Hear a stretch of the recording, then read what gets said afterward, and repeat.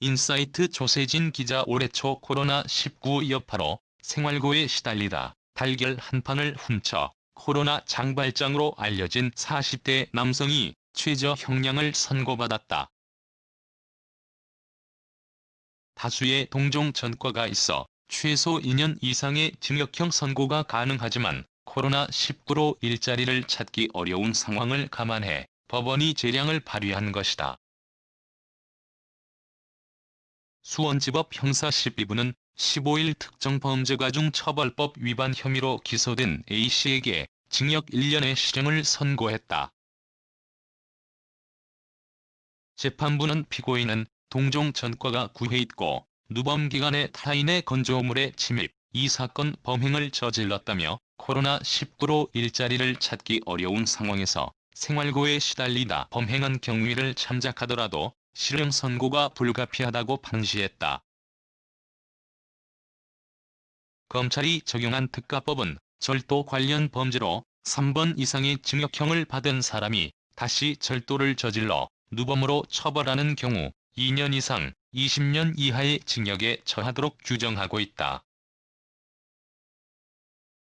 이에 따라 재판부는 법관의 재량으로 형량을 절반까지 낮춰주는 장량감경을 통해 징역 1년을 선고했다. 벌금형 규정은 없다. 앞서 검찰은 지난 6월 A씨가 이전에도 절도 전력이 있었던 것을 고려해 상습 누범절도 혐의를 적용하고 징역 1년 6개월을 구형했다. 그러나 당시 코로나19로 일자리를 구하지 못해 열흘 동안 굶주리다 범행을 저질렀다는 내용이 전해지면서 상황이 달라졌다.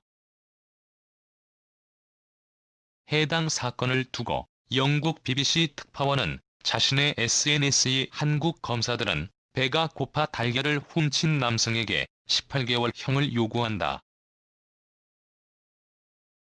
이는 세계 최대 아동 포르노 사이트를 운영한 순정과 똑같은 형량이라는 글을 올리며 화제를 모으기도 했다.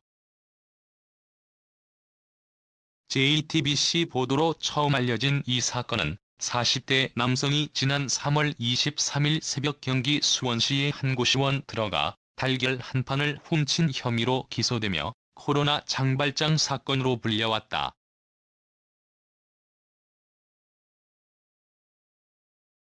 한편 A씨는 보이스피싱 범죄 조직의 통장을 빌려주고 이 통장에 들어온 550만 원을 가로챈 혐의로 지난해 5월 불구속 기소됐다.